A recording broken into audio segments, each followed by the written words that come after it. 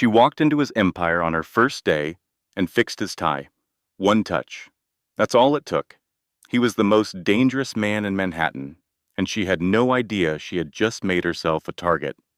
Now, wolves are circling, crates are buried in blood, and the only thing standing between her and destruction is the man who might be the real threat all along. Who do you trust when power wears the face of love? Welcome to our channel, where we tell stories of mafia bosses and empire builders, of love forged in fire and families bound by blood, loyalty, and sacrifice. This story will remind you that the bravest thing a person can do is choose love in a world built on fear. If this story moves you, hit like, drop a comment telling us what you would have done in her place, share it with someone who loves a powerful story, and subscribe, because every week we bring you a new world to fall into. She was a variable I had not accounted for. One touch was all it took. Her fingers on my tie, a simple adjustment, and the world shifted on its axis. I protect what is mine. I destroy what threatens it. She did not know she was forcing me to make that choice. She believed she was an assistant. Then the wolves began to circle, drawn by a scent she did not know she carried. Agalala would be the proving ground. Power and betrayal are the only languages spoken there. Bullets do not care for innocence. The elevator ascended 43 floors. It was a cage of perfect silence. I watched her reflection in the polished steel. Lena Hayes. Her back was straight. Her hands were clasped. Her eyes were fixed on the numbers. She practiced for this. I could see the discipline in her stillness. She wanted to be invisible, a competent ghost to manage my affairs. But I see everything. Ghosts are still seen by me. The doors opened. My office is a statement. Black marble and captured sky. It is a throne room built on ambition. Manhattan is a map of my victories. The woman at the reception desk is a fortress in Burgundy. She is paid to be polished and empty. Lena Hayes, she said. Her voice had a tremor she tried to hide. I am the new executive assistant. The fortress smiled a meaningless smile. I was waiting. The instructions were simple. End of the hall. Double doors. Do not knock. I felt her anxiety through the walls. The hall is a gauntlet. Her steps echoed on the tile. The art on the walls is not for decoration. It is a reminder. Violence is a form of creation. My associates watched her pass. They are sharks. They smelled new blood in the water. The doors to my office are a final barrier. She pushed them open. She obeyed. The office is a weapon. The desk is my altar. The city bows before it. The books are not for reading. They are history, bound in leather. The air smells of cedar and control. I stood against the light, a figure of darkness in the morning sun. I wanted to see if she would flinch. She did not. You are early, I said. My voice is an instrument. It finds weakness. It commands obedience. I believe in punctuality, Mr. Moretti. Adrian. My name is a tool, not a title. I moved from behind the desk. I wanted to see her up close. Everyone calls me Adrian. She was shorter than I imagined. Her suit was an armor of charcoal gray. My own shirt was open. My tie was loose. Imperfection is a strategy. It makes them underestimate you. Lena Hayes. She offered her hand. A brave, foolish gesture. I took it. The contact was brief, but her eyes held mine. She was looking for the man. I was looking for the flaw. Your references were impressive. The words were a dismissal. 3 years at Morrison, 2 at Blackwell. High pressure, high praise. I take my work seriously. It was a simple truth. I had already noticed. Sit. She sat, poised, composed, invisible. It was a well-rehearsed performance. I remained standing. I studied her. The silence was another test. Do you know what I do, Lena? You run Moretti Capital. Her answer was from a press release. A shield of public knowledge. That is what they say. My mouth formed a shape that was almost a smile. What do you think I do? The real question. Her answer would define everything. I think you take risks others fear. To consider. Order required a certain kind of mind, one that saw the world not as it was, but as it should be. This woman seemed to understand. She did not flinch from the directness of my questions. What makes you think you will not be incompetent? I asked. Her answer was clean, precise. Because I do not make the same mistake twice. An interesting claim. Everyone makes mistakes. Then I will make new ones. A flicker of something. Not amusement. Respect. You will start immediately. I laid out the rules. They were not suggestions. They were walls to keep the chaos out. My schedule is a living thing. Be adaptable. I take my coffee black. No sugar. This is a place of work, not sentiment. I tolerate no distractions, no interruptions unless the building is on fire. She took notes, her focus absolute. I travel, I continued. You will handle everything. Security, logistics. It is a test. Do you have dietary restrictions? The question was unexpected, calculated. She was already thinking 3 steps ahead. No restrictions. I watched her, trying to see the cracks, the weaknesses. Anything else? Your tie. My hand went to my neck, a reflexive gesture. What about it? She rose from the chair. It is crooked. She closed the space between us without hesitation. Her fingers were deft against the silk. She fixed the knot with an efficiency that was almost startling. I could feel the warmth of her body. I could smell a faint scent, clean like winter air. There, she murmured, her hand resting for a moment on my chest. I caught her wrist before she could retreat. It was a simple action, a test of her composure. Her breath hitched. Her eyes met mine. They were wide, unafraid. You should know something, I said, my voice low. The people who work for me do not last. This world consumes the weak. My thumb moved over her pulse. It was rapid, a sign of life. You seem soft, Lena Hayes. She should have pulled away. She did not. I am tougher than I look. Her voice was steady. Are you? I let my gaze fall to her mouth, then back up. We will see. I released her. She stepped away, her chest rising and falling. She had passed the first test. She had not broken. I watched her take the notebook. Her hands were almost steady. She had strength. That was good. I'll be at my desk, she said. Her voice held. At the door she paused. Welcome to Moretti Capital. A formality. She left. I watched her nod, a silent acknowledgement before she disappeared. Her new desk was a fortress of glass and steel, a guard post. The tools were all there for her. A new computer, twin monitors, a complicated phone, files marked with urgency. I saw her sink into the chair and breathe out.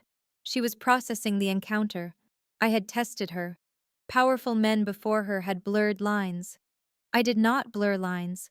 I drew them in steel. She thought I was like them. She was wrong. They were foolish. I was deliberate. The place on her wrist where my fingers had been. I knew she could still feel it. A brand. A reminder. Then I saw him, Marcus, leaning on her desk like a wolf circling. He had that easy smile, a smile that hid a weak jaw. He introduced himself. I watched them shake hands. He asked her about me, if I had scared her. She answered him well. He offered his useless advice, a warning about my nature. Marcus spoke in a low voice. He thought my door was soundproof. It was not. He told her I was not cruel, that emotions were not my thing. An amusing simplification. I have emotions. I simply own them. They do not own me. She thought of my hand on her wrist, of my eyes on her mouth. She knew he was wrong. She accepted his advice and opened the computer. A professional dismissal. But he lingered. An invitation for drinks. a weak attempt to pull her into his orbit. She gave him a non-committal answer. He tapped her desk, then left. Her focus returned to the files. The Bellamy acquisition. She began to read, to understand the scale of the game she was now in. My message appeared on her screen. Conference room B, 5 minutes. She rose without hesitation. She came prepared. The room was small, built for quiet decisions, not for loud arguments. I sat at the head of the table. My lieutenants were there. They looked up as she came in. I introduced her. Lena Hayes. I pointed to the empty chair. I told her to sit and take notes. She obeyed. The older one began. He spoke of the Bellamy deal. He said the board was nervous. Their nerves were a liability. The board doesn't understand leverage, I said. My voice was calm. I explained the reality. Bellamy's stock was falling. Their leader had fled. Waiting was not an option. Another man argued, the younger one. He enjoyed the sound of his own voice. He spoke of stabilization. It won't stabilize, I told them. I held the key. The investigation. Lena's pen stopped moving. She looked up. The sharp one asked the right question. My smile felt like ice. The one that hasn't been made public yet. Silence. The room grew cold. The silver-haired man asked how I knew, a foolish question. I make it my business to know things. I explained the timeline, the coming storm, the opportunity it created. We would buy the wreckage, rebuild it, sell the pieces for a fortune. He spoke of risk. He did not understand. The violations were nothing, errors on paper. The media would feast, then forget. My eyes met hers for a moment. I spoke to the men. The vote was tomorrow. I expected their loyalty. It was not a choice. They nodded. I stood. They were dismissed. They left the room. Now we were alone. Questions? I asked her. She wanted to know about the investigation. I gave her the only answer she needed. I have people. She pressed. What kind of people? I saw the fire in her. I met her gaze. The kind you don't ask questions about. Her response was dry. That's not ominous at all. A flicker of amusement. I almost smiled. She was quick. There are things in this world you're better off not knowing, Lena. It was a kindness, a warning. She wanted to argue. I could see it. The demand for truth, the need for clarity. But she saw something in my face that stopped her. She said she understood. Good. Back to work. The day moved on. A storm of calls and demands. Everyone wanted a piece of me. Marcus circled her desk again, trying to find a way in. 6 o'clock came. The office emptied. She was still there. I watched her rub her eyes. You're still here. She jumped. I stood behind her. She said she was organizing my schedule. I told her the time. Staying late was not a rule. It was a test. Why are you different? I asked. Because I need this job. Everyone needs their job. Not like I do. Her voice was sharp. Then she softened it. She told me about her debts, the hospital bills for her mother. She presented her desperation like a shield. I was silent. I asked about her mother, the cancer, the remission, the crushing weight of the bills. I'll handle it, she said. I had no doubt. I looked at my watch. Go home, Lena. She needed to rest. Tomorrow would require more of her. She shut down her machine. She called me Adrian, a small victory. She thanked me for the chance. I only nodded. I could not offer more. I watched her go to the elevator. Through the glass, I saw her disappear. I stood alone in my office. The city lights spread out below me. A kingdom of glass and light. A prison of my own design. Her apartment was small. I knew the building. A place untouched by the world I lived in. It was hers. Earned. No debts owed to anyone but the bank. She ate her simple meal. Her phone buzzed. A message from her mother. She smiled. She lied. She told her mother everything was good, that the boss was fair. She promised she would not be pushed around. I knew she would keep that promise. She set the phone down. She was thinking about the day, about me. She felt the ghost of my touch on her wrist. She remembered the warmth of my breath. "You seem soft, Lena Hayes." I knew she was not. I had read her entire life. The father who left, the 2 jobs to pay for school, the mother wasting away in a hospital. Soft things do not survive such things. She had learned not to break. But I could see the cracks. I could see the person she hid from the world. It was why I chose her. It made her predictable. It made her strong. It also made her vulnerable to a very specific kind of pressure. She thought it was a distraction she could not afford. She was right. She went to bed. She believed tomorrow would be better, that she could build walls between us. It was a naive hope. Sleep would not be easy for her. My shadow would be in her dreams. The next morning began with chaos. It was just another day for me. A storm I had created. And she was standing in the center of it. I was in my office. The call was a negotiation of threats. A battle of wills. I do not care what he wants. My voice was a weapon. The terms were clear. Failure has consequences. Let him try. He will learn that I am not a man you threaten. No, we are done. Close it or kill it. Your choice. The call was over. I had won. Again. Lena was at her desk. She set down her bag. She logged into her machine. Her phone rang. An outside line. Adrian Moretti's office. "I need to speak with him." The voice was sharp, impatient. "Victor Castellano. He will know me." Lena glanced at my door. "Mr. Moretti is in a meeting." A perfect lie. "I do not leave messages. Tell him Victor called. Tell him it is about Bellamy. It is urgent." The line went dead. She made a note, a neat little record of the approaching storm. Victor Castellano. Bellamy. Urgent. I came out 20 minutes later. The battle was forgotten. "Coffee," I said. "Black, no sugar." She stood. "I already handled it." I held up my own cup. "Good recall." I scanned her messages. His name stood out. Victor. My jaw tightened. "When did he call?" 8:15. He said it was urgent. Urgent. Victor's name was a poison.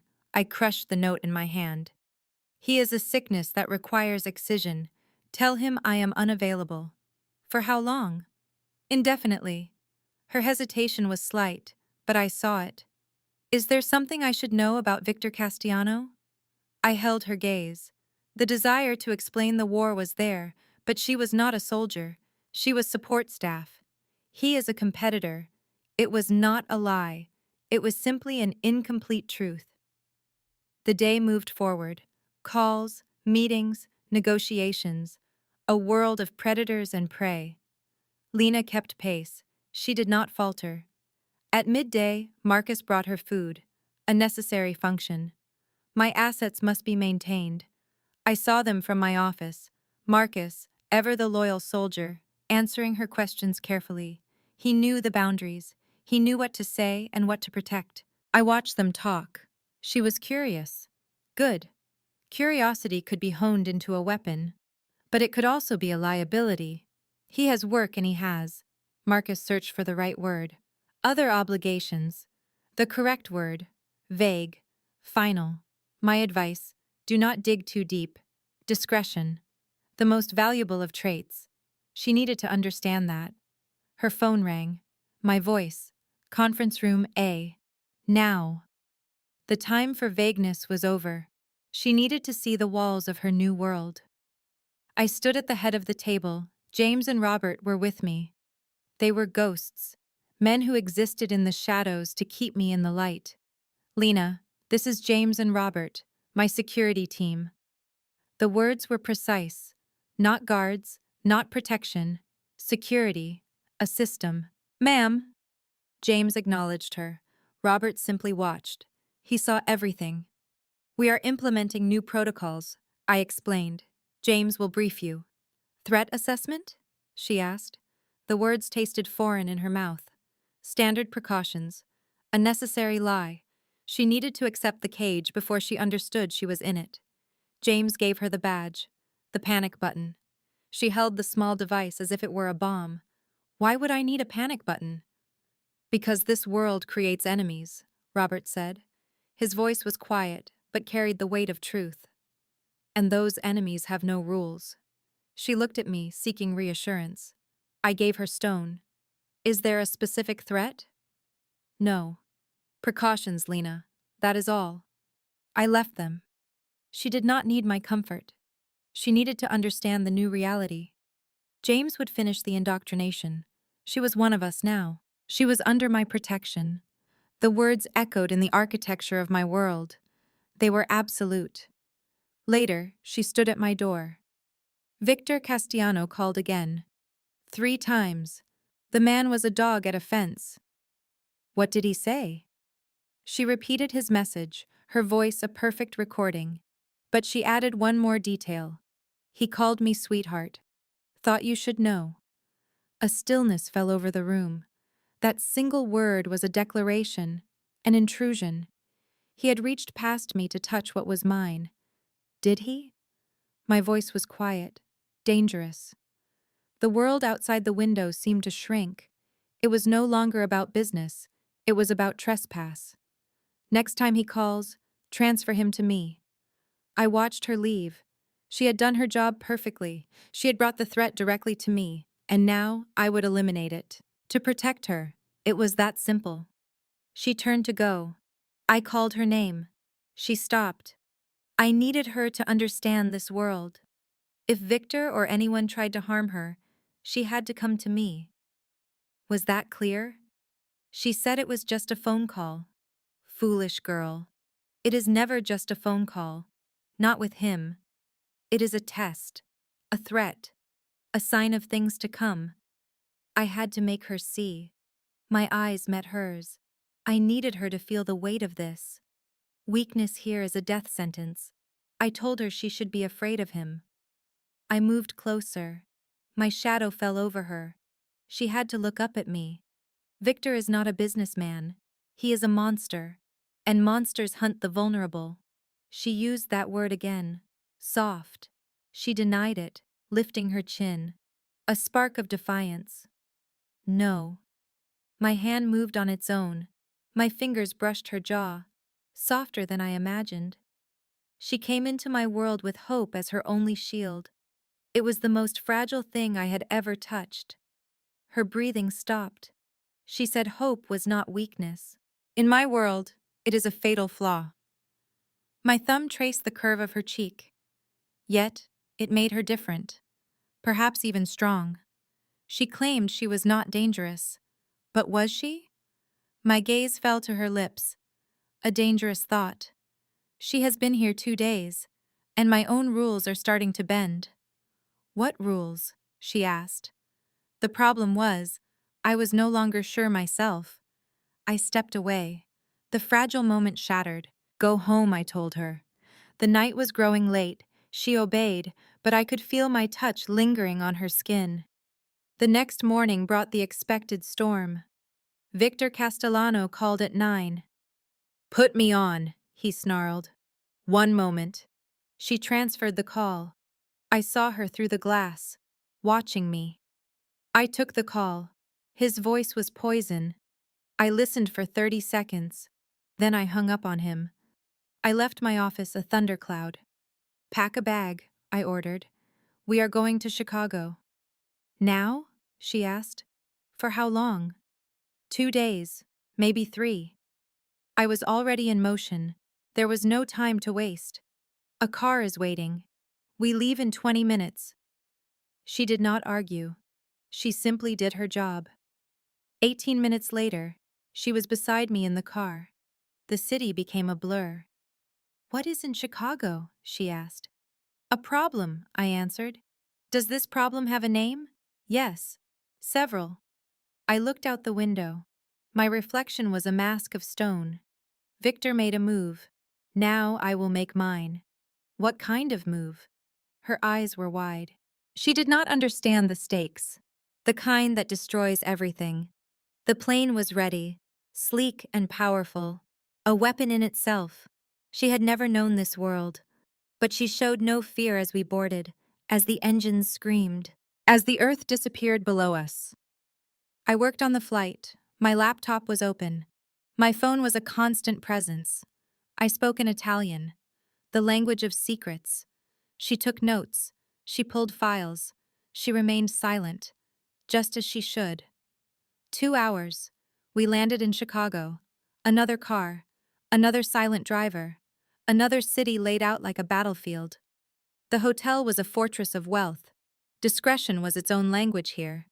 I secured adjoining suites. The cost was irrelevant. Dinner is at 8, I told her. Dress for war. Who are we meeting? You will see them. You will not know them. Her suite was luxurious, a cage of silk and marble. She unpacked. She showered. She chose her armor for the night. A simple black dress, elegant, deadly. At 7:55, she knocked. I opened the door, and my own breath caught. A black suit, a white shirt. My hair was still damp. I was the devil ready for his due.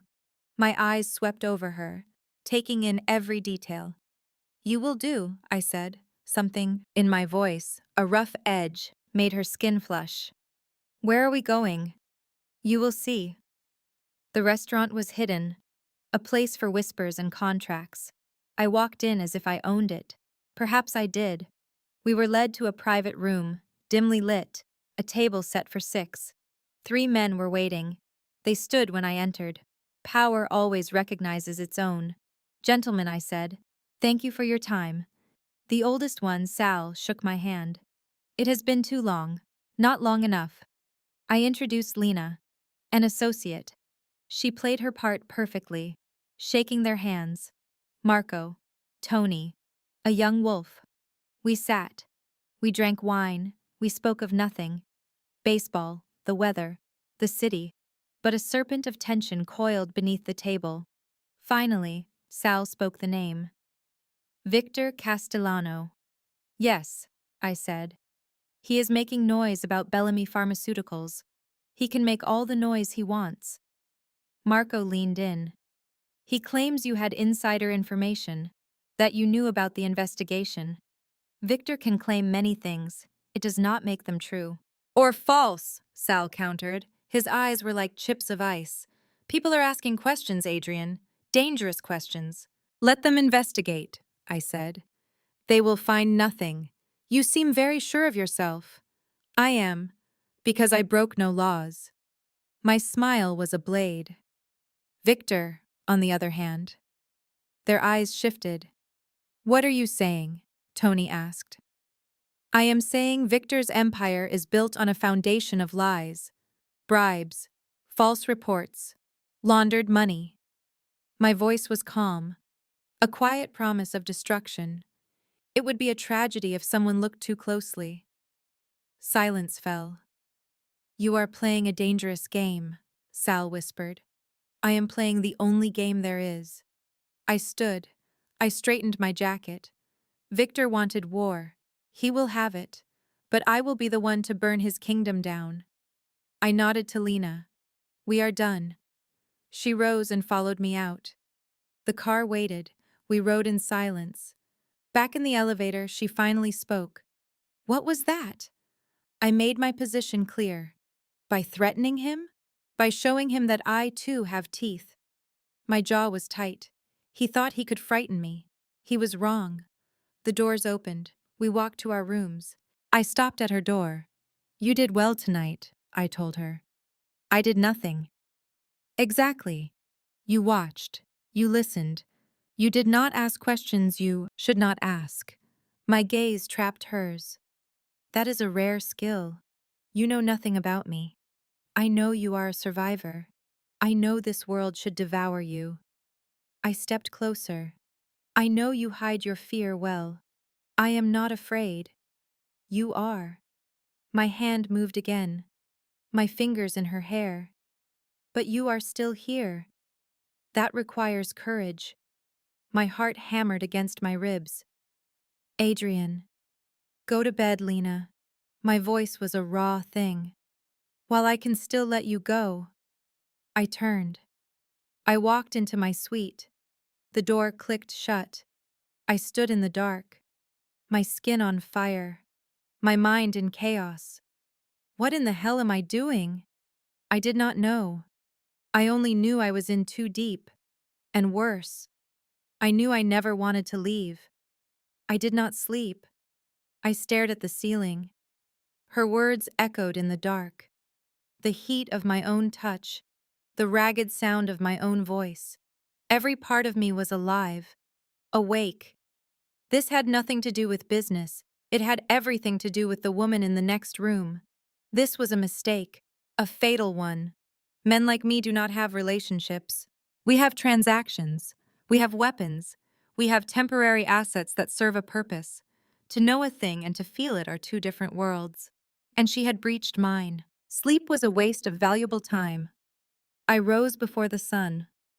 By 7, she was prepared, projecting an image of control.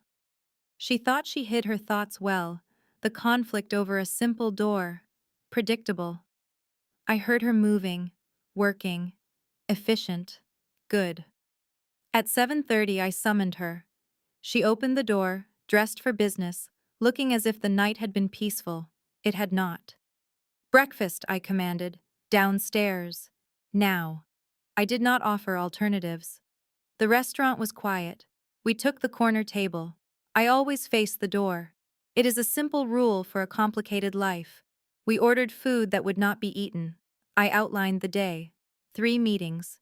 The first, a simple acquisition of assets, local developers. They believed it was a partnership. The second meeting was far more important. The lawyer for the Castellano family. Her hand stopped. She knew the name. Victor's cousin, Paul Castellano. A different kind of man. Weaker. Smarter. I placed my phone on the table. Paul despises his cousin. He has been looking for an escape for a long time. She understood immediately. You are giving him one. A clean break. And a price that ensures his cooperation. My smile felt like a blade. In return, he provides a map to Victor's entire world. Every secret. Every dollar. She processed the information. "This is war," she said. Victor made his choice. My eyes met hers, holding them. "I am merely ensuring the consequences are unforgettable." "And the third meeting?" she asked. My expression tightened. A brief flicker of something else. "A personal affair. You are not needed." She accepted without question. The silence between us was heavy.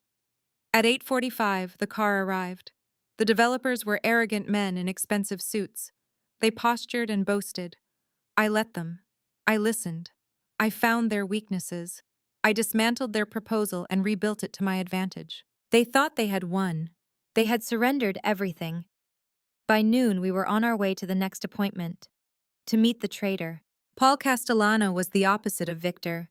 He was careful. He was quiet. He had survived by being invisible.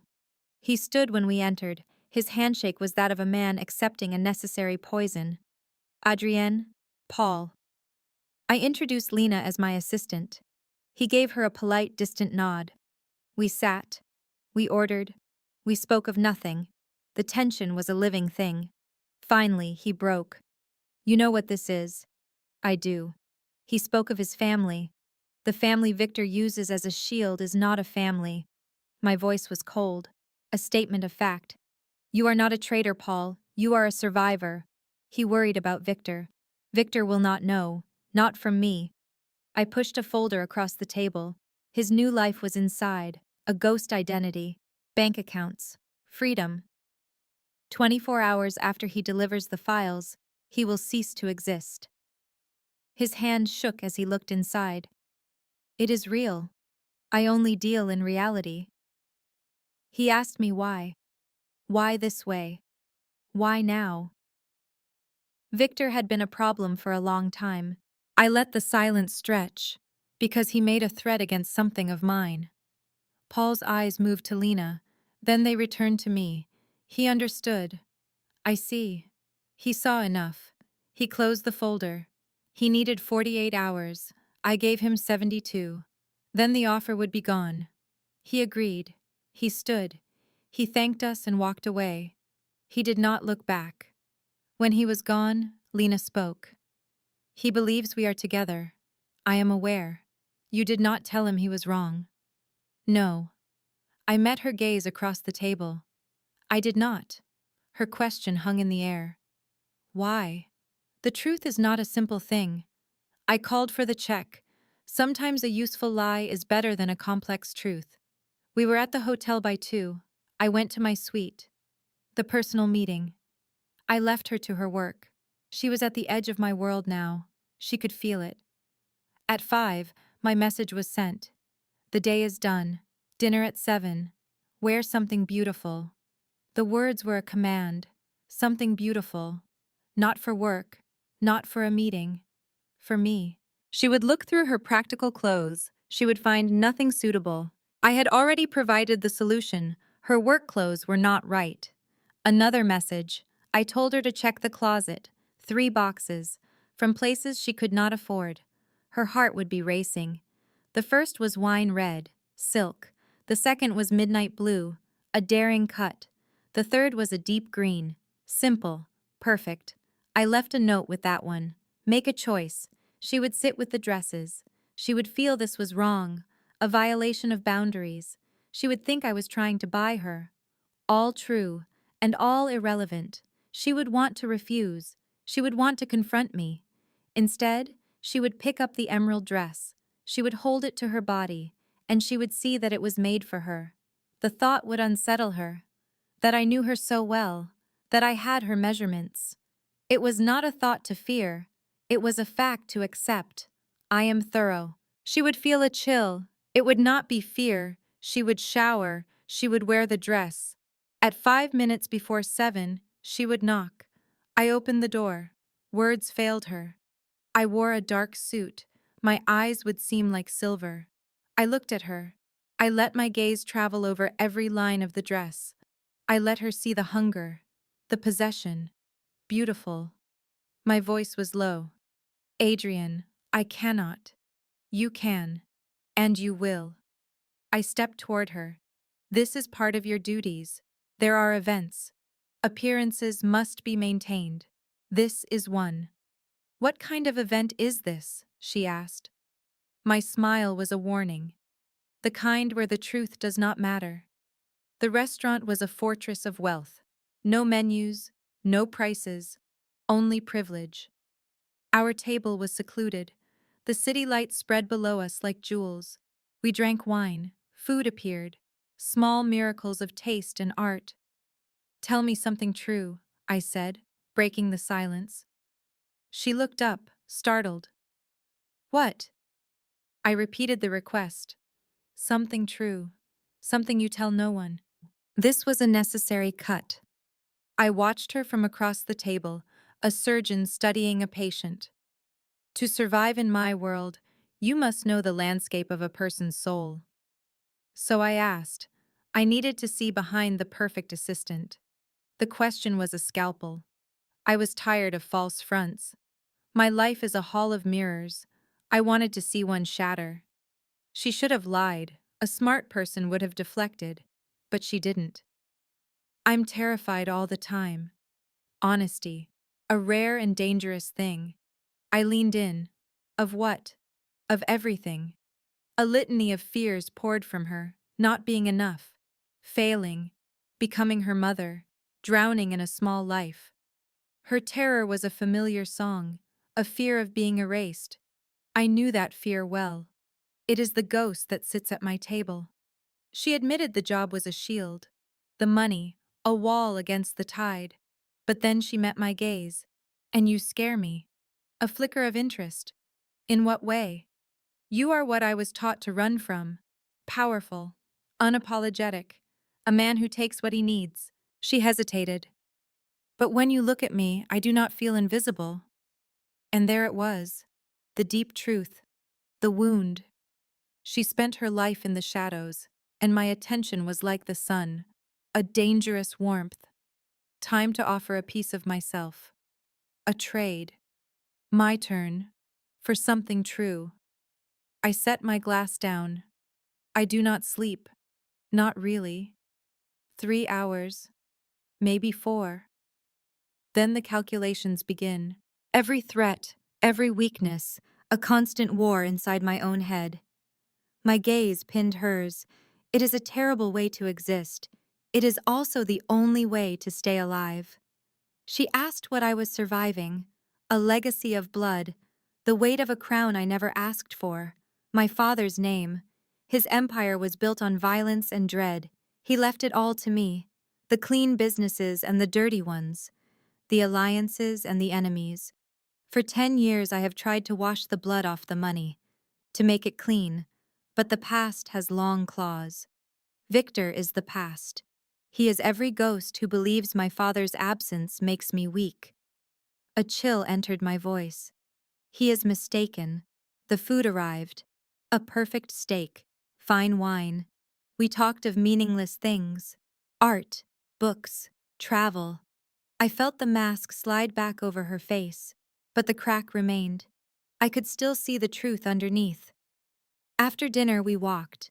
The city lights of Chicago were a cold fire. My hand rested on her back. A simple claim, a silent warning to others. It felt right. She did not pull away. We paused on a bridge above the black water. I must tell you something. I felt her tense. What?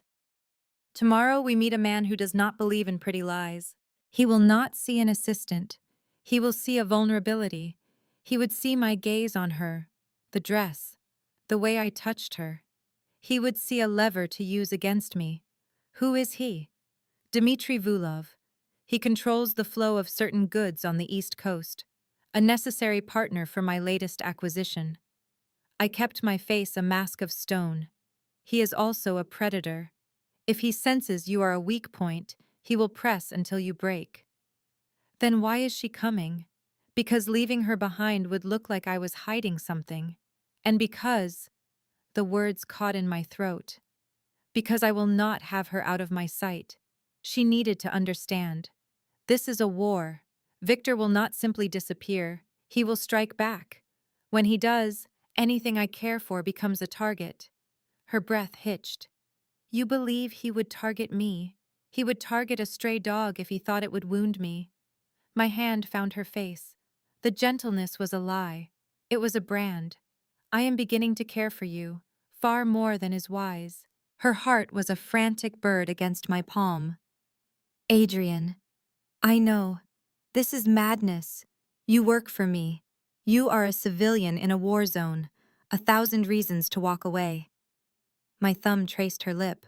A promise. I cannot bring myself to care about any of them. What are you saying? I am saying that I want you. I have wanted you since you straightened my tie and looked at me without fear. My voice was a low command. Tell me to stop, and this ends. But if you do not. I left the threat hanging in the air. She should have run. She should have recited every rule that made this impossible. Instead, she rose up and her mouth met mine. For a second, I froze. A flicker of surprise. Then instinct took over. My hands tangled in her hair. I pulled her close. I answered her kiss with the full force of my will. A claiming. An invasion. She tasted of wine and defiance and a darkness that matched my own. Her mouth was afire. A demand. Nothing like the pale fantasies I had allowed myself late at night. We broke apart, gasping for air. My eyes burned. My room. The words were gravel. Now. Adrian.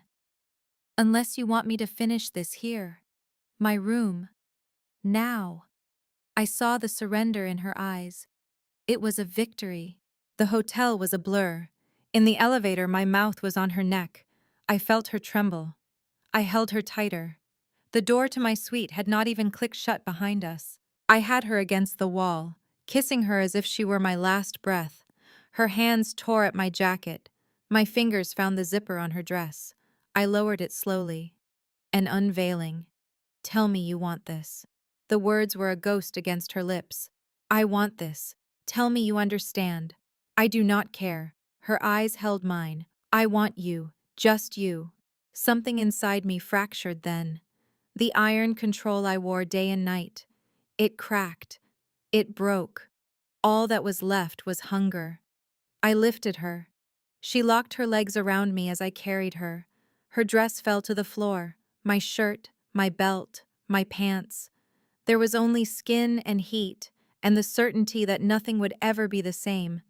I was gentle at first, a careful exploration. I memorized the lines of her body, the map of her skin, but she arched against me. Her nails dug into my shoulders. A challenge, and the beast broke its chain. What came next was a storm, a fire. I burned away her name, her thoughts, everything but the feeling of being inside her. Her name was a prayer on my lips, a curse. Afterward, we were tangled limbs and cooling sweat. My heart hammered against my ribs, my fingers drew patterns on her skin. Are you all right? More than all right. I saw the question in her eyes, the dawning awareness. No regrets. She said it, but I needed to be sure. He pulled her against me. This changes the board. Things were already changed. True enough. I let the silence sit for a moment. Lena, you need to know. My world, the real one, is not for tourists. It is lethal. People get hurt. People are removed. And now that you are mine, that danger has your name on it. I am not yours. My arm tightened. I felt her body answer. Are you not? She should have fought me. She should have insisted on her independence, declared that one night meant nothing. But she was wrapped in my arms, in the heart of the storm, and for the first time, she felt safe. The words would not come. What happens tomorrow? She whispered instead. Tomorrow, we face Dmitri. We perform our roles. We make him believe this is real. Is it not? My hand turned her face to mine. I forced her to see the truth in my eyes. I do not know yet. Not. But I want it to be. Sleep was a luxury. We could not stop touching, as if our bodies could hold back the coming tide. As dawn broke, she finally slept. She was still in my arms, her breath against my skin. I woke before her, stood by the window. The phone was already at my ear. The battle had already begun. I do not care what he wants. The report was clear. He would not yield. He takes or he leaves. A moment of silence. I decided he would leave. We had other plans. I hung up the phone and looked at the city lights. This was for the best. This was about restoring balance. A name came up in the report. Lena Hayes. She was with him. In the morning light, I imagined them together. A familiar sickness coiled in my gut. He was repeating the same mistakes. No, these were my problems to solve. I crossed to the window, staring down at the streets. How was she feeling? Terrified of him? Of his world? Of what it meant? Of what happens when the illusion shatters and the truth appears? She would look at him with those eyes. She would ask what happens if I find out. He would lie. He would say he will protect her. A promise he cannot keep. He never could. His hand would find hers. He would say it was fast. He would say it was insane. He would claim her. He would say she is his now. That means something in his world. It means he protects her. It means anyone who comes for her must go through him. That is not how a normal life works. They are not normal. And this is not a normal story. His smile would be hollow. It is what they have. She would want to fight him, to show him how it would end in ruins. Instead, she would move closer. A soft kiss, a slow promise, a promise she should not be making. When is the meeting? She would ask. Noon. We have time. For what? His smile would turn predatory. I can imagine a few things. They would barely make it. She would meet Dmitri, and she would understand. He was worse than she imagined. Tall and broad, with cold eyes that saw too much, a smile that held no warmth. He would greet Moretti like an old rival. Moretti. It has been a long time. Dmitri. Moretti would shake his hand. My associate, Lena Hayes. Dimitri's eyes would crawl over her. A cold and brutal appraisal. Charming. The word would be a thinly veiled threat. They met in a private room, the kind of place I own, a place for men who require silence. Dmitri brought 2 guards, silent, watchful things. Their eyes missed nothing. So, Dmitri would begin. Bellamy Pharmaceuticals. You are making a bold move. It is a good purchase.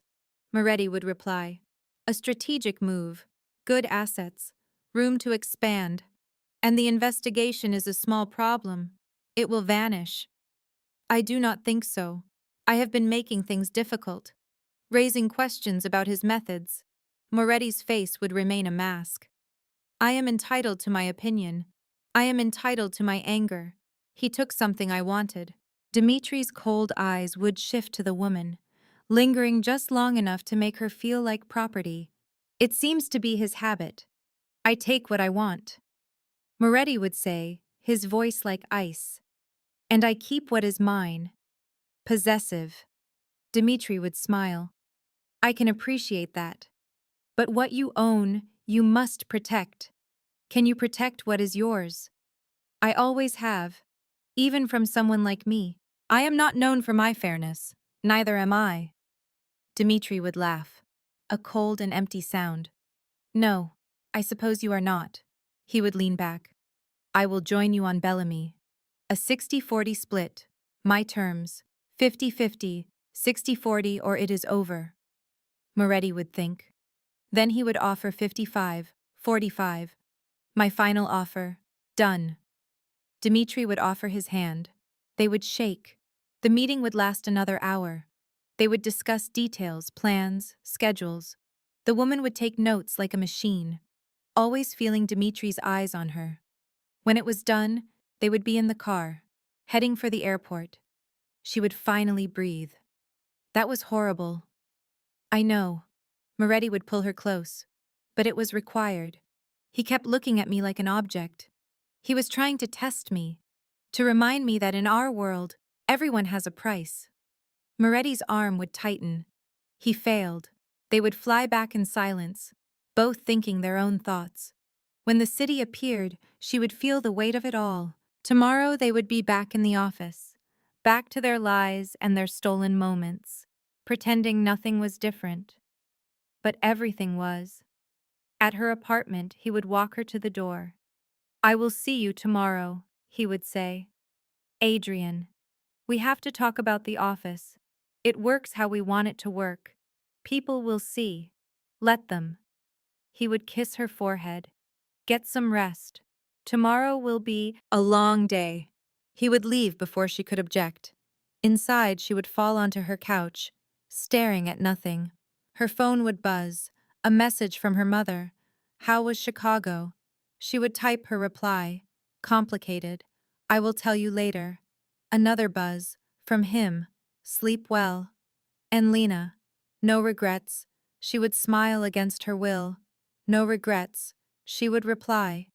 But as she fell asleep, she would feel a cold dread. She had stepped over a line. She could not go back. Whatever came next would change everything. It would challenge what she knew of loyalty and what it meant to be his. The office would feel strange to her on Monday. Or perhaps she was the one who was strange. She could not know. The same floors, the same walls, the same city skyline. But now she knew his secrets, the sound he made in the dark, the weight of his body against hers. She would put her bag down, trying to calm her racing heart. His door would be closed, voices coming from inside. She would log in, check his schedule. Meetings all day, a call with money men, a dinner with some tech fool. Her phone would buzz, a message from him. Good morning. Just 2 words, but they would make her burn. Morning, she would type. Coffee. I already have some. But thank you. So distant. So correct. Why did it feel so wrong?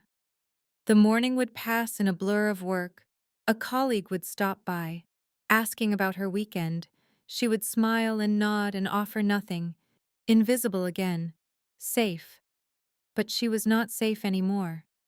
At noon, His door would open. 3 men would walk out, their faces hard. Moretti would stand there. He would catch her eye. Lunch. He would say, "My office, now." She would grab her things and follow him. He would close the door. The air would feel heavy. He would stand with his back to her, his hands flat on his desk. "That meeting was about me," he would say without looking at her. "What about you?" He knows about Chicago, about Dmitri, about her. His shoulders were a line of pure tension. "Someone is feeding me information." Her world would tilt. A leak. It has to be. Too many details. He would turn.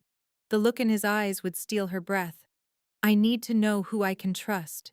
"You can trust me? Can I?" The question was not an attack, just weary, as if he had heard that promise too many times. Everyone says that, until they do not.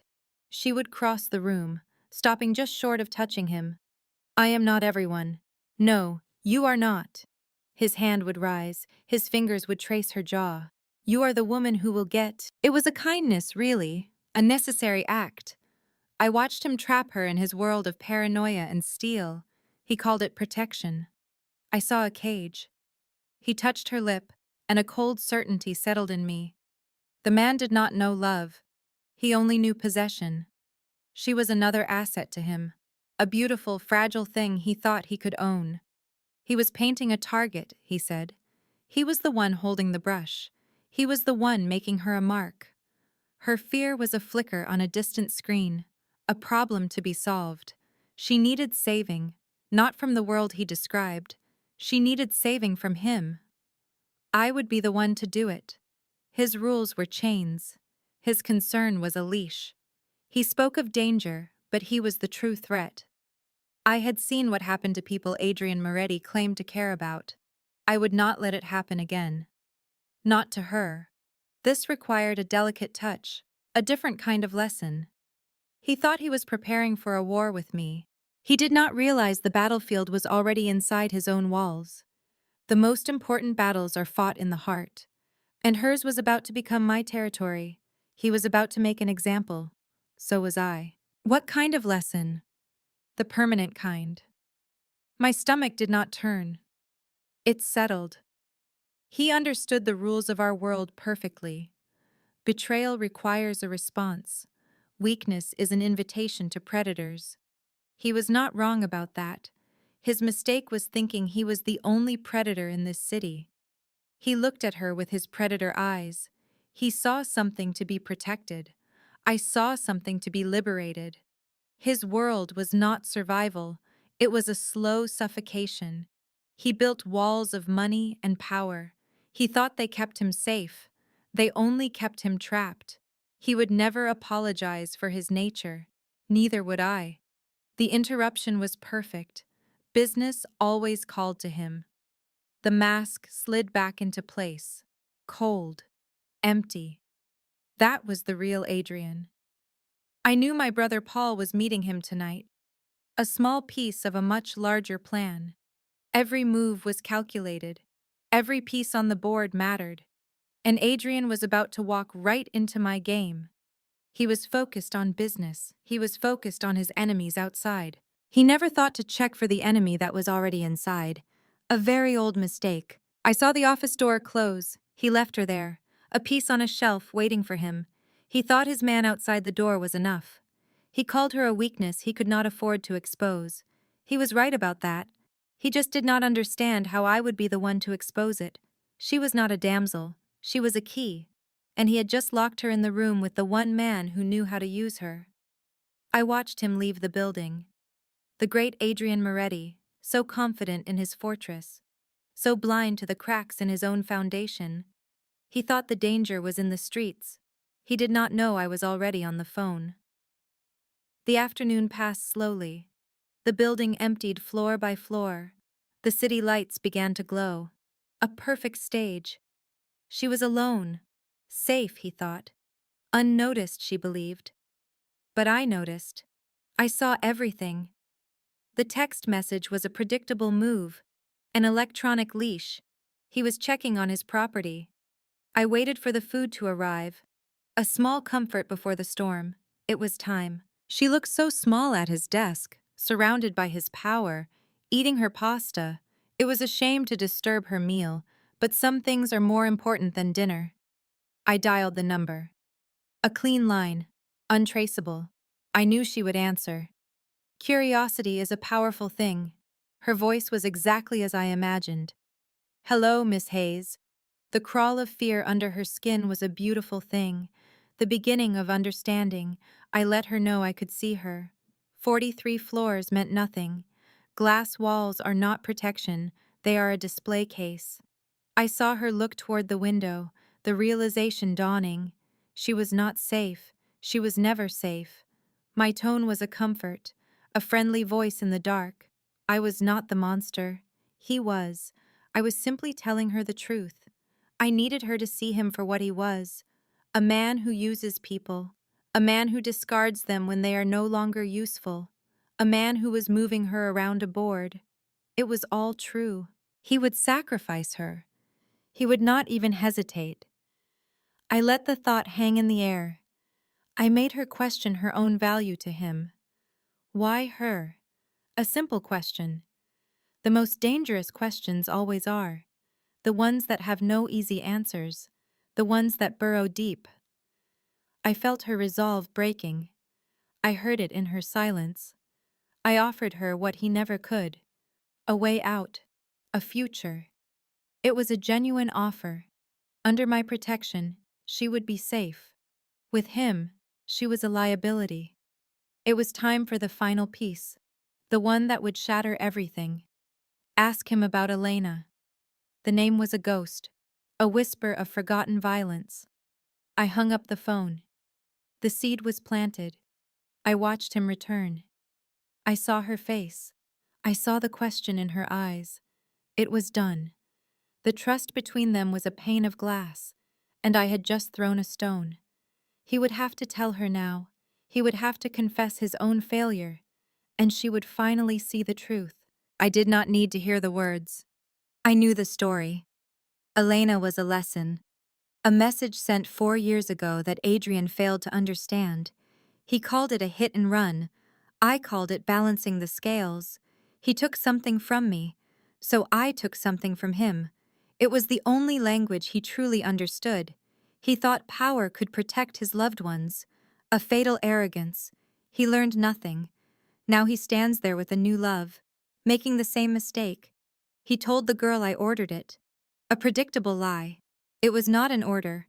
It was justice. He spoke of selfishness. He admitted he was damaged. Words. Just empty words to keep her chained to him. And she stayed. Of course she stayed. She did not yet understand the nature of the cage. She thinks it is a sanctuary. Soon enough she will feel the bars. She will realize there is no escape. And when that day comes, I will be waiting. I have all the patience in the world. He thinks this is a war. He is wrong. It is already over. He just does not know it yet. Me killed. He would whisper. She would get closer. She would close the space between them. You do not make that choice for me. I am a grown woman. I know what this is. You do not understand. You cannot understand what I am capable of. Then tell me. Stop hiding the truth from me. Just tell me. Her hands would find his chest, feeling the frantic beat of his heart. You want me to be yours. Then trust me with everything. The good, the bad, the parts you think will make me leave. He would stare at her. Something inside him would break. Then he would pull her into his arms, holding her as if she were his last hope. My father was a monster. He would say into her hair. He dealt in drugs, guns, money. He hurt people for profit, for pleasure. When I was 16, I saw him kill a man in our basement for $50. $50. My father killed him like he was nothing. She would hold him tighter. I swore I would be different. I would take his empire and make it clean. Clean money. Legal deals. No blood. His voice would crack. But you cannot wash away that kind of sin. It taints everything. Everyone who gets close to me pays the price. I am not Elena. No. You are stronger. Braver. more foolish than she ever was. He would pull back, look at her face. But that will not stop me from hurting you. It will not stop the others who are circling. All it does is make you more. She thinks this is a negotiation. Her hands on my face are a plea, but I hear a demand for something that will get her killed. She wants me to fight with her. A beautiful, suicidal idea. I said she was mine. I meant it. Not as a poet, but as a statement of fact. She sees my protection as a cage. She does not understand the wolves outside the bars. She asks for trust. I hear a request for a weapon she cannot wield. I give in. Not to her argument, but to the necessity of keeping her close. If I must give her the illusion of partnership, I will. My kiss is not passion. It is a brand. A desperate attempt to mark her, to hold her. The rules I set are not a compromise. They are the new walls of her cage. Unbreakable. Her guards are not suggestions. They are her keepers. I need her promise. I need to know she will run when I fall. It is the only part of this I cannot control, and it terrifies me. She promised. A fragile shield against a future I refuse to accept. Now I can move. Victor and his infection will be purged. I speak of a normal life. Quiet weekends, simple arguments. It is a fantasy, a beautiful lie to make the cage comfortable. It is impossible. But I will build it anyway, piece by gilded piece. Her apartment is a vulnerability, a weak point in my strategy. Tonight, she comes to my fortress. There is no room for debate. She yields. She feels the fear I have lived with for years. Good. Fear keeps you alive. We move in silence. Every echo in the garage is a potential threat. My hand on her back is not a caress. It is a guide, steering her from danger. This car, this building, this life. It is not a home. It is a stronghold. She will learn the difference. I tell her to make herself comfortable. An empty phrase. Her comfort is a luxury. Her safety is a necessity. My calls are not just calls. They are orders. Moves on a chessboard she cannot see. I find her standing in my bedroom doorway. An intruder in my sanctuary. She sees luxury. I see a sterile, lonely cage I built for myself. She offers a choice. A place to sleep. It is a test. An invitation into the one place I am unguarded. I accept. I let her pull me in. This is not like before. It is not a desperate seizing. It is a study. An inventory. I memorize her sounds. I map her reactions. I am learning the asset I am sworn to protect. She believes this is intimacy. It is intelligence gathering. She asks about Elena. The name is a ghost, a permanent stain on my soul. I give her a story, stripped of the brutal truth. I do not tell her that my world devoured Elena whole, that my weakness was the weapon Victor used. He did not find a soft place. He found a fatal design flaw. I learned from it. Lena will not be a separate life. She will be absorbed, woven into my world until she is inseparable from me. Tomorrow, she meets my family. They are not board members. They are wolves.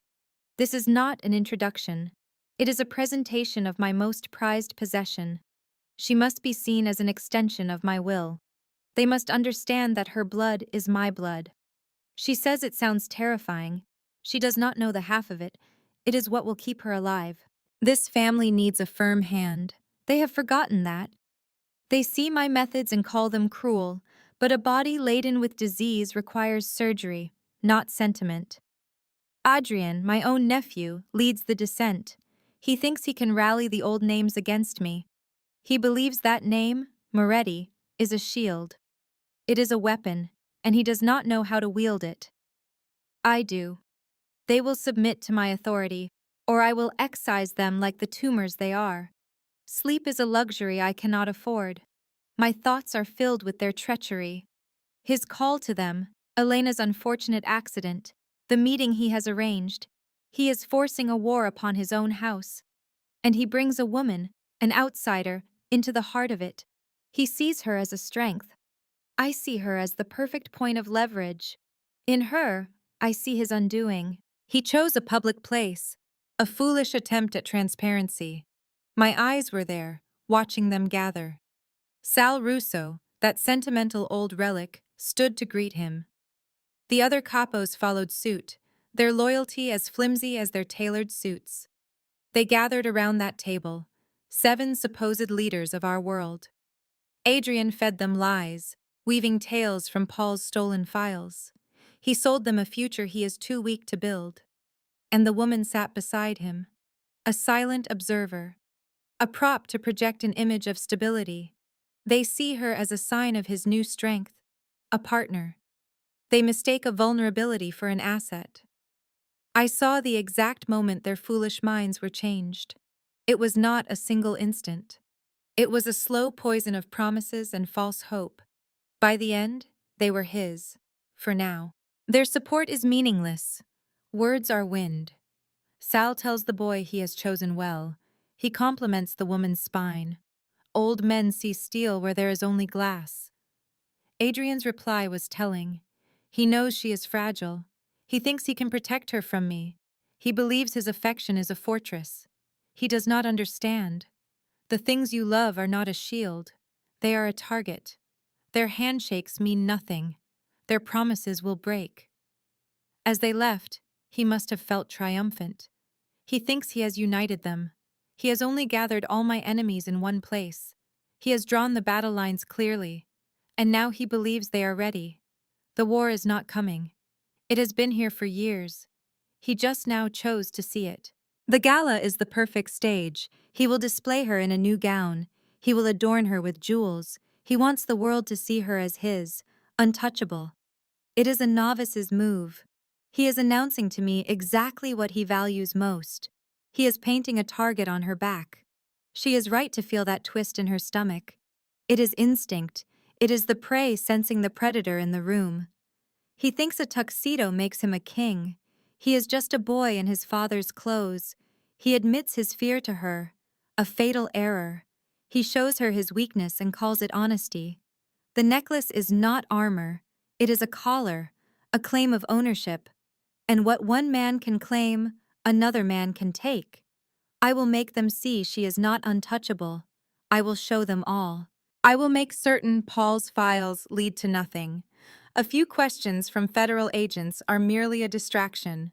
He calls this a war. He has only started a fire that will consume him. The gala is a cacophony of fools and champagne. The chandeliers mock the emptiness of their lives. And then they walk in. He holds her arm, a public declaration. The whispers ripple through the room. They see a new power couple. They see Adrian Moretti, finally showing a human side. I see a man shackling himself to an anchor. He smiles for them. He wants them to wonder. I do not wonder. I know exactly what she is. She is the key. She is the weapon I will use to bring his new world crashing down around him. His associates, his so-called friends, they flock to him, drawn to the illusion of his power. He navigates them with ease, his hand always on her. A constant nervous gesture.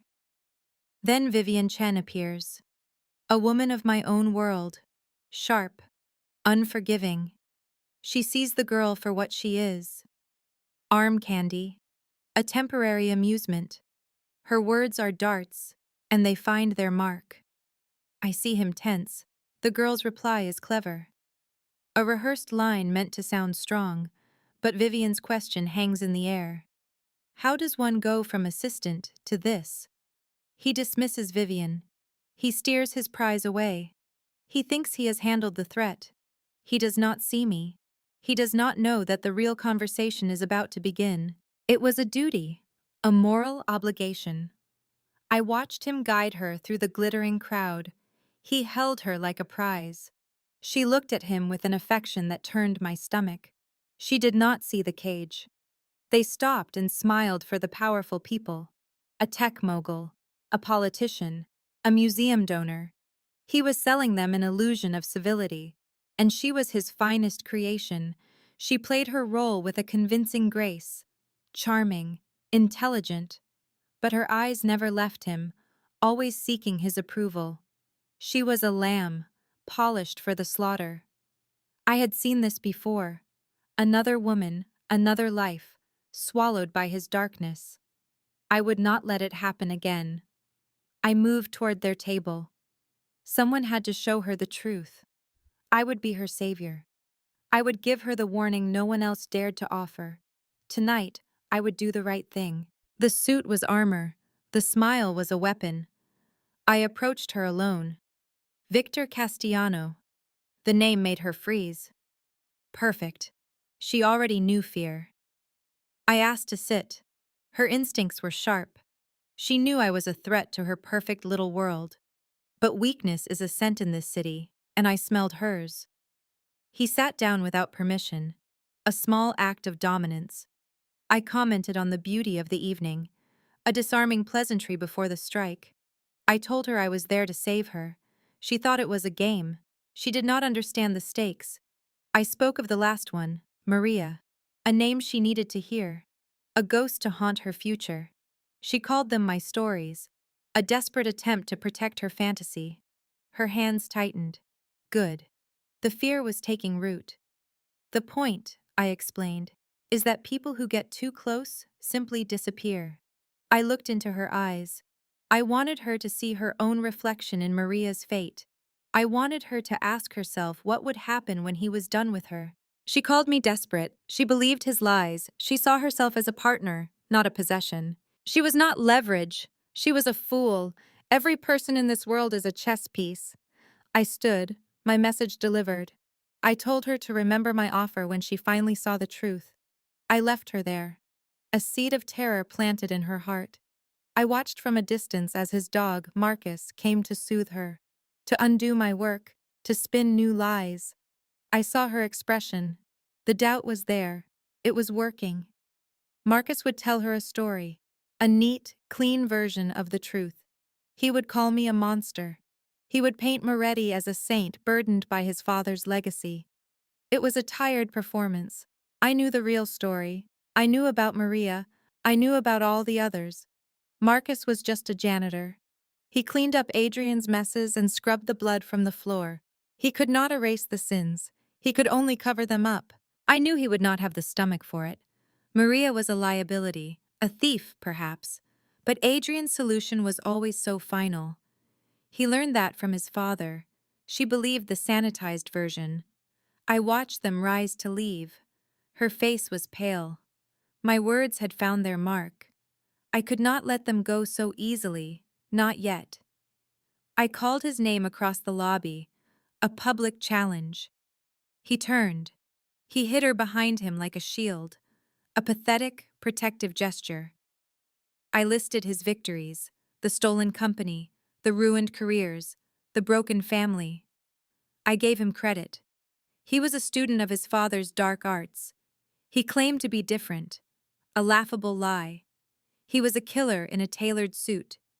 He destroyed everything he touched. He left a trail of broken lives. The only difference was the cost of his lawyers. The ground, I agreed, was where his father belonged. It is where all monsters end up. I looked past him, to her. I asked if she knew. Did she know about the darkness that funded her life? Did she know about the blood on her dresses? I spoke the name, Elena, the ghost that truly haunted him. That was the key. He moved like a viper, his hand coiled in my suit. The wall met my back with a satisfying crack. I had him. The mask was gone. His eyes were pure murder. I saw his man James hold back the guards. The whole room watched. The real Adrian Moretti was on display for everyone to see. I laughed. The sound echoed in the silent room. This was victory. I told him the civility was just a thin coat of paint. He shoved me away. He made his threats.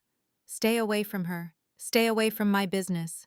He gave me a warning, a hollow gesture. He would not kill me. He would make me irrelevant. He actually believed that was worse. He walked away, holding her hand. He left me against the wall, the victor. The car took them into the night. He would be apologizing now, regretting his lack of control. He would blame me for pushing him. She would believe him. She would see his restraint as proof that he was different. She was wrong. They were all wrong. Everyone in that room saw him threaten me. They saw the violence he held just under the surface. It did not matter that he did not throw a punch. He wanted to. I felt it. The rage was real. That is the only truth that matters. He is his father's son, a monster hiding in plain sight. And I had shown her. I had shown them all. I straightened my tie. My work here was done. The seed was planted. It would grow. It would choke them both. It is always the same story with him. He sees a woman. He thinks he can save her. He is a broken man who believes love is a fortress. He had two great loves in his life, and one is already gone. His own weakness put her in the ground. Now he is about to sacrifice the second one. He is too selfish to understand the nature of our world. Maria was a lesson. She was smart. She saw the darkness that surrounded him and she ran. She took his money, yes, but she also took her life back. He called it a betrayal. I call it survival. He claims I was wrong about his pattern, but I am not. Those who get close to Adrian Moretti are doomed. They either die or they run away. And this new one, Lena, is standing right at the edge of the cliff. He thinks he is her shield. He is the storm. She tells him she is not Maria. She says she will not break like Elena. She thinks love is a weapon. It is a target. She is not made of glass. She is flesh and bone. She is a vulnerability I can use to bring him to his knees. She fears him pushing her away. She should fear me. I am the one who will teach her the real rules. He will not save her from himself. He cannot save her from me. The silence in his expensive apartment must be heavy. He is probably pouring drinks, staring out at a city he thinks he owns. She will ask him about Elena. She will want the fairy tale, not the truth. The truth is simple. I met Elena at a charity event. She radiated a goodness that was offensive in our world. She made powerful men feel clean for a moment. He wrote a check for $500,000. He thought he could buy that purity. He thought he could keep her. She was kind. A terrible quality for a woman in her position. She saw good in men like us. That was her fatal mistake. He thought a fortress of lies and security could protect her. He kept her separate from the dirt of his business. He made sure she never saw the real monsters. But I found her. Of course I found her. Someone in his own circle gave me the key. A man I trusted showed me the weakness. Her death was a message. It happened 3 days before their wedding. A simple accident on the freeway. No driver found. No car recovered. A clean, unfortunate tragedy. He knew it was me. He knew, but starting a war would have cost him everything. So he waited. For 4 years he plotted. He gathered his little pieces of paper. He built his fragile alliances. He was planning to take me down the proper way. Then she appeared in his office, this new woman, and all his patience disappeared. She reminded him of what it felt like to be weak. She made him forget that revenge is the only thing that matters. He is his father's son. He cannot escape that. But this woman makes him want to be something else, someone who builds, someone who chooses love. It is pathetic. She asks him to choose her, to choose a future that is not built on blood and fear, and he kisses her like a drowning man. They make love where the whole city can see, a frantic, desperate act. They are trying to find something real in a world I command, a world made of lies.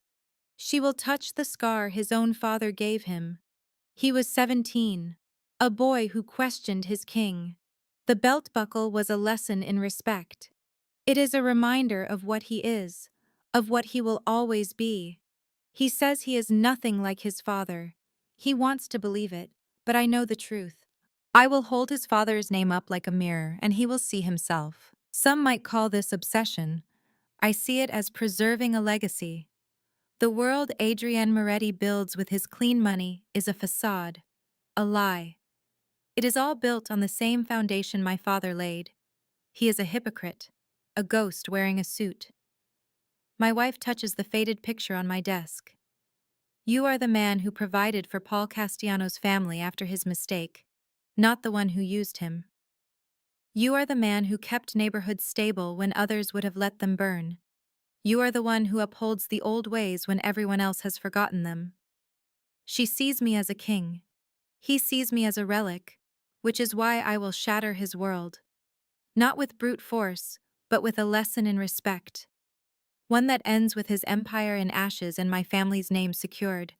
The city hums with whispers. I got word this afternoon. Moretti is planning a spectacle for Friday. I know the target. His press conference for Bellamy. A public stage, a captive audience. The perfect place for a king to remind a prince of his station. My jaw sets. It means we must be prepared. What is the plan? Be patient. Be watchful. And trust me to correct this. I look at my wife. Can you do that? She wants to argue, wants to demand a role in the coming storm, to fight for the world that has kept her safe. But she understands that trust sometimes means letting the monster out of its cage. She trusts me completely. Good. Because Friday will settle everything. The next 3 days are a prayer whispered in steel. I meet with captains, soldiers, men of honor. I speak with old allies about Moretti's offshore dealings. I call upon every soul who owes me fealty, gathering a force built on loyalty, not on contracts. My son watches me work. He sees the change from the father who reads him stories at night to the cold, precise instrument of will who commands an army. This duality should terrify a boy. Instead, it fills him with pride. He knows there is the father and the king, the broken oath and the righteous sword. The man haunted by his father's expectations, and the man sworn to exceed them. And he is my blood. Thursday night, the night before the reckoning, I arrive home late. My wife is waiting, a silent question in her eyes. It is done, I tell her, removing my coat. Every piece is in its place. Tomorrow, Moretti's false kingdom falls and ours endures. It is that simple. This is far from simple. No. But it is justice. I sit beside her, the weight of generations on my shoulders. I need you to give me your word. On what?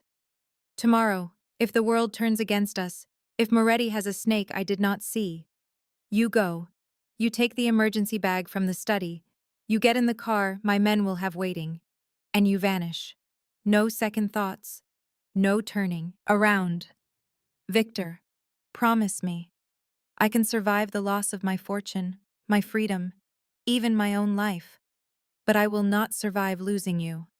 My voice is quiet. So promise me you will live, no matter the cost.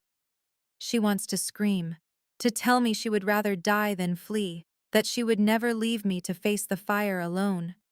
But the cold certainty in my eyes silences her. I promise, she finally says. I take her in my arms, holding the only part of my world that is truly pure. I love you, I tell her against her hair. I know the timing is wrong. I know the world thinks men like me are incapable of this. I know 100 reasons to keep this to myself. But I love you. And if tomorrow is the last time I can say it, you had to know. Her tears are silent. I love you too. We do not sleep. We speak of the past and the future, of quiet hopes and loud fears, forging an anchor in the hours before the storm hits. When the dawn finally breaks over the city, we are still holding each other, as if our embrace alone could stop the coming tide. But the tide is coming, and I am bringing the wrath of the sea. The press conference is set for 11 in the morning, at the Moretti Capitol building, in the same room where he first declared war by pursuing what was mine. Now, standing before my own reflection, adjusting a black tie, I feel the gravity of every choice that led to this very moment. 3 weeks. That is all it has been. 3 weeks since he first made his move against my family. 3 weeks since Adrian Moretti decided he was a god, not a man. 3 weeks that will cost him everything. You should not be here, my lieutenant says, his reflection beside mine. His hand is on his weapon, concealed but ready. You could wait for my signal. Let me handle this. We are past that. I meet his gaze in the glass. Whatever happens today, I will see it with my own eyes. His jaw is tight, but he gives a slight nod. My men are inside. More are covering every escape route. The security is a joke. Moretti will not see it coming. You think he expects you? I think he is too arrogant to believe I would dare. This press conference announces his victory, exposes my business, and paints him as the savior who tamed the wolves. His smile is a mask. It is his public execution. He must show his face. What if he has a plan you cannot see? Then I will remind him. I have navigated this world my entire life. I see the threats. I anticipate the betrayals. I stay ahead of men who want me gone. I turn to face him. Moretti is cornered, which makes him a threat. But a cornered animal is predictable.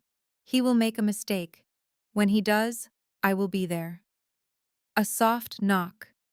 My captain enters, his face a stone mask. The media is in place, they are ready to broadcast. The investors are in the front row, the board members behind. His new woman is next to his second in command, visible. Perfect. I smooth my jacket. Any sign of trouble? Not for us. Many of my associates are in the lobby, demanding entry. His eyes stay on me. His security is holding them, but they are making a fine distraction about public access and the right to report. Let them make noise. They are not the main event. I take a final look in the mirror. 5 minutes. Let us begin. The conference room is a theater of the absurd. Cameras are perched like vultures. Reporters fill the seats, hungry for a story. The money men line the sides. The stage is set for a coronation. I watch on a monitor as the woman takes her seat. Her clothes are a careful costume. The diamonds around her neck are a leash. A statement whispered in jewels. She is a part of his new, clean world. Adrian stands at the podium. He owns the room before he even speaks.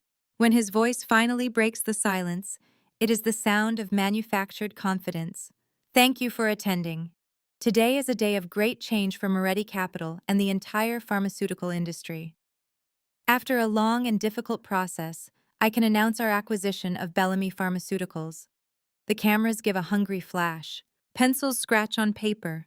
Moretti details the specifics of the theft, the numbers, the projections for his sanitized future. He talks of progress and affordable medicine for the common man. He sounds precisely like what he is, a well-dressed pirate with a talent for public relations. Then, the shift comes. This acquisition is also about a larger goal, a promise of integrity and moral conduct in a field that has been compromised by the old ways. His eyes scan his audience. That is why I have partnered with federal authorities to uncover the corrupt financial dealings that have long existed in the shadows. A nervous energy fills the room. I see them lean in, smelling the blood I am about to spill. In the last month, we have found a trail of shell corporations, hidden accounts, and a network of laundering meant to conceal illegal gains. This trail has been handed to the Justice Department, and I am certain they will act accordingly. Are you talking about Victor Castellano? Someone shouts from the crowd. Moretti's face is a perfect mask. I am talking about anyone who believes they are above the law. The names are for the government to reveal, not for me. But he was your main rival for control of Bellamy. Mr. Castellano is welcome to compete. His words were like ice. How amusing! He speaks of legal means while his hands are filthy. He believes he can wash away the sins of his family with a press conference. The room was full of fools. They listened to his smooth lies. They nodded their heads. He destroyed my name without truly saying it. A masterful little performance. I watched him on the screen, feeling a cold fury. He was so good at the game, the careful words, the perfect pauses, the illusion of control. He was winning. I could see it on their faces. My empire was being dismantled by a speech. My legacy was turning to dust. It was a world of whispers and headlines. But I prefer the language of screams. Then came my signal. The fire alarm. Its shriek was a beautiful sound. It cut through his perfect narrative. Confusion. Panic. That is the world I understand. His eyes found hers across the room. I saw the fear in them. The question. Is this real? Oh, it was real. He told everyone to stay calm. He told them to exit. He believed he was still in control of the situation. Security moved to protect him. They tried to pull her away. They tried to take her to safety, but there is no safety. The door opened. I walked through. My men were at my side. The room fell silent. Even the alarm seemed to hold its breath. Adrien. My smile was a blade. It was so good to see him at his own party. He stepped down from his stage. He tried to put his body between us. A fragile shield of flesh and bone. You need to leave now. He was wrong. I had some questions for him. Questions about this clean acquisition. Questions about how he learned of the investigation. Questions about how he turned my own blood against me. I held up the folder. The truth. I have been busy. I have found some very interesting things. He called my evidence a fabrication. But the documents were real. The wire transfers from his company to Paul Castellano. Payments made for my financial records. His eyes were like stone. That is bribery, Adrien. That is conspiracy. That is you, breaking the very laws you pretend to honor. I watched her face. I saw her perfect world crack. She was looking for a denial that would never come. He was a fraud, and now she knew. This was a cleansing. I was restoring order. I looked at him and saw the sickness that plagued our world. Consulting fees? I asked. The words felt clean in my mouth. For what lessons? How to poison your own bloodline? How to crush a man with lies? I stepped toward him. He wore his father's corruption like a fine suit. He thought paperwork and lawyers could wash away the filth. I saw the monster he hid. I am still here, I told him. You are finished. His voice was a venomous whisper, full of legal threats. He spoke of federal agents. It made me laugh. He thought I was a fool. He believed I had not anticipated his every move. I gave the signal. My man moved toward the girl. It was a necessary surgical strike, a tool to force his hand. Marcus, the loyal dog, tried to intervene. My people were better. They secured the asset. The girl was the key. Let her go, he said. His voice was hollow. No, I had learned this game from watching him. This one mattered more than any other. It was plain to see. I removed the gun from my coat. It felt like a simple tool for a simple job. This is how it ends, I explained. You will undo the damage you have caused. You will restore my name. You will beg for forgiveness. Then, and only then, would she be returned. The room filled with noise. The fools were screaming. They panicked like animals. He did not move. He just stared. His stillness was an insult. You will not shoot her, he said. His confidence was infuriating. Was it? I held all the power. No, he continued. You lose your leverage. He spoke of loyalty. He did not understand true power. He took a step. You are not a killer, Victor. You are weak.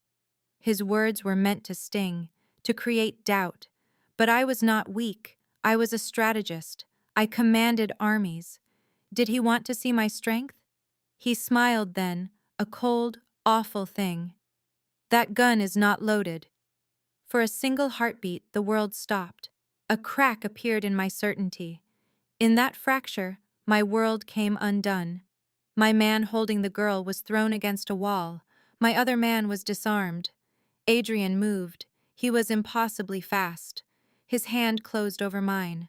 There was a sharp, brutal struggle. I felt a bone in my wrist give way.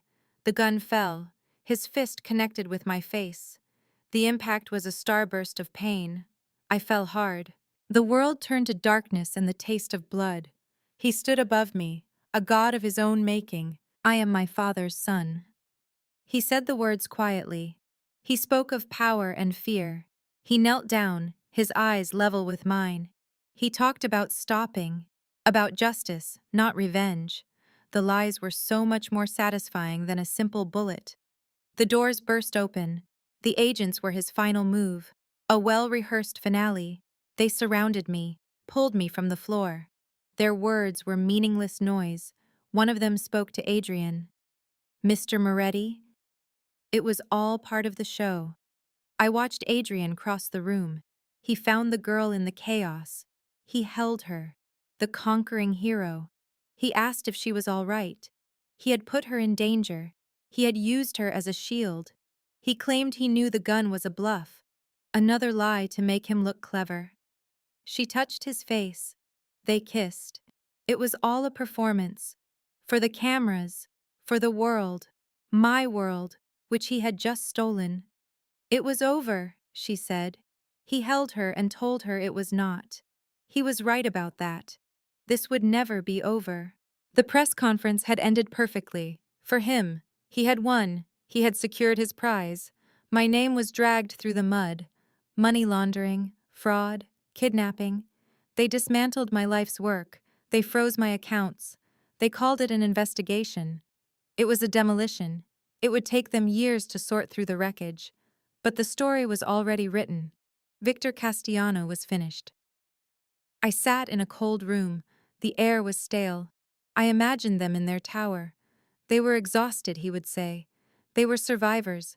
They would drink my whiskey and celebrate my ruin. He would confess his own crimes to her. The money transfers to Paul. He would dress it up as kindness. A way to help a traitor escape. She would call it honor. She would tell him he was not his father. But he was. He was worse. He was a hypocrite who believed his own lies. He played the game with more honor. I imagined her saying it. The thought was poison. What honor? He used a man's loyalty against his own family. He paid him to disappear. He built his victory on a foundation of betrayal.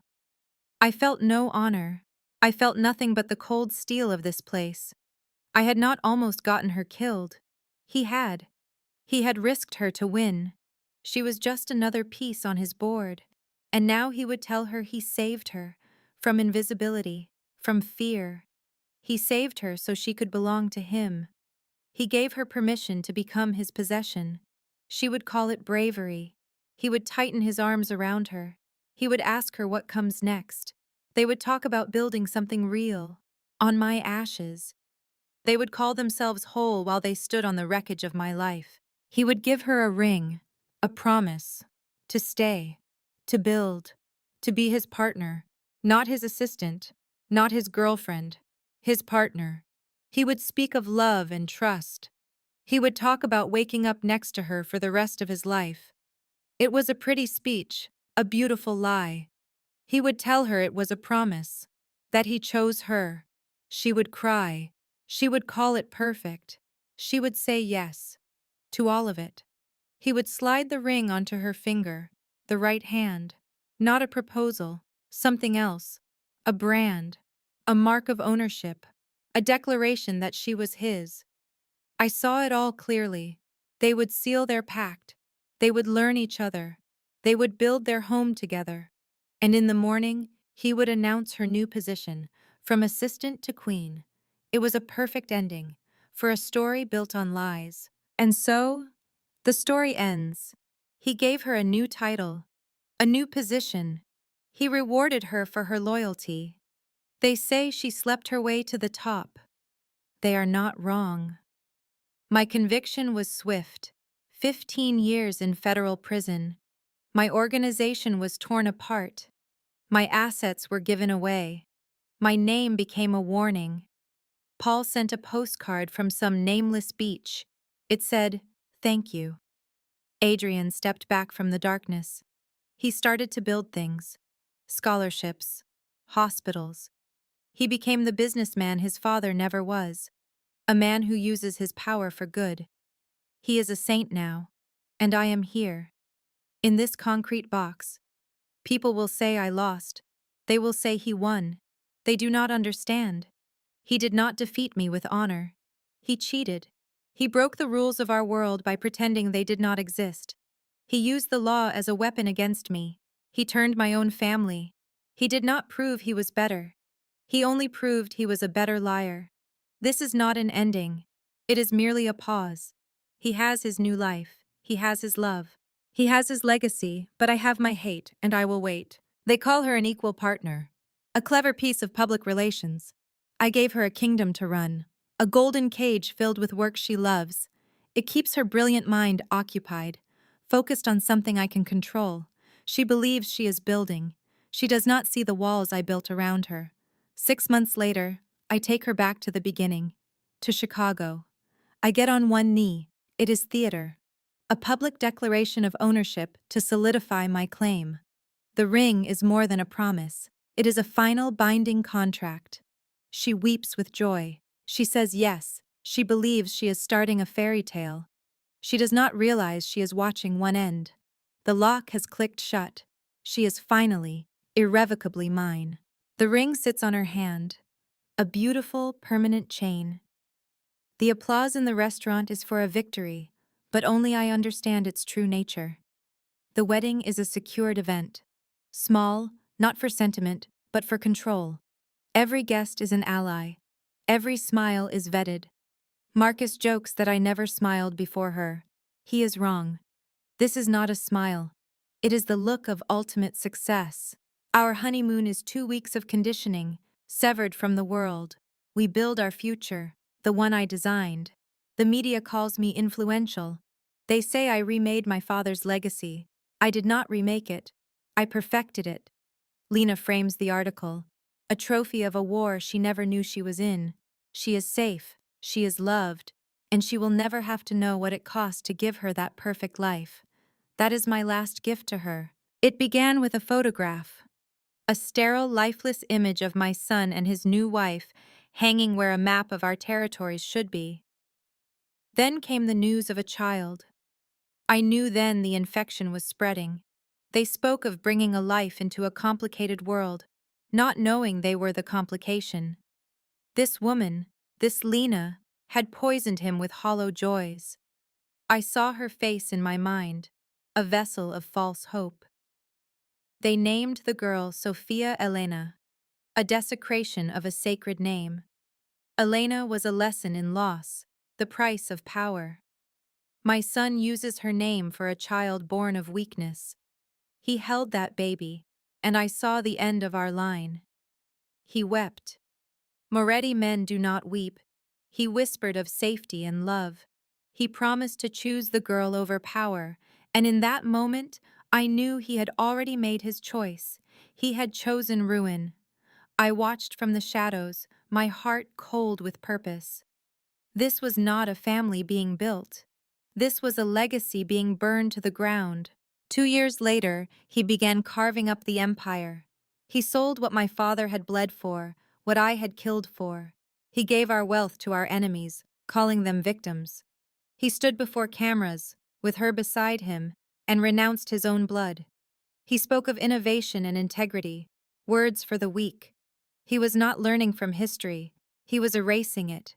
He was proving that a strong man can be made soft.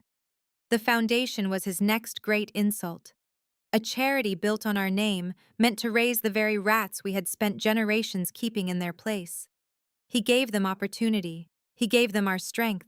He hired them, letting the poison seep directly into his house. On the child's birthday, I saw them in the park, a court of jesters and fools. They laughed while the city watched, forgetting that respect is earned with fear, not parties. I could hear their empty words on the wind. Did he wonder where he would be if she had not fixed his tie? He should have wondered what he would be if he had not forgotten who he was. He felt no regret for the chaos. He did not see it as a crucible that forged him, but as a sickness he had overcome. They believe they made something good from something broken. They do not understand. They are the broken thing. He tells her he loves her, that she is strong. She is not strong. She is the disease. He is the symptom. They speak of forever. Forever is a word I understand. It is the weight of our name, a thing that must endure. Their little life is temporary. They built nothing from ashes. They are the ashes, and it is my duty to sweep them away. A legacy is not about love. It is not about redemption. It is about power. It is about ensuring that your name is spoken with fear long after you are gone. My son has forgotten this. His story is not imperfect. It is a betrayal. It is a flaw in the bloodline that must be cauterized before it spreads. This is not a quiet revolution. It is a loud, pathetic surrender. They chose each other. I choose our name. I choose our history. I choose the strength that comes from sacrifice, not the weakness that comes from sentiment. I see the path ahead. It is dark, and it is necessary. I do not feel joy. I do not feel anger. I feel the cold certainty of a surgeon with a knife. I must cut out the rot to save the body. What I am about to do is not cruelty. It is an act of preservation, an act of love, the only kind that truly matters. This content was carefully researched, developed, and manually edited by our team to deliver meaningful stories with valuable life lessons. Every narrative is crafted to entertain, inspire, and empower our audience. We believe that great stories can change lives, and we are committed to bringing you content that matters.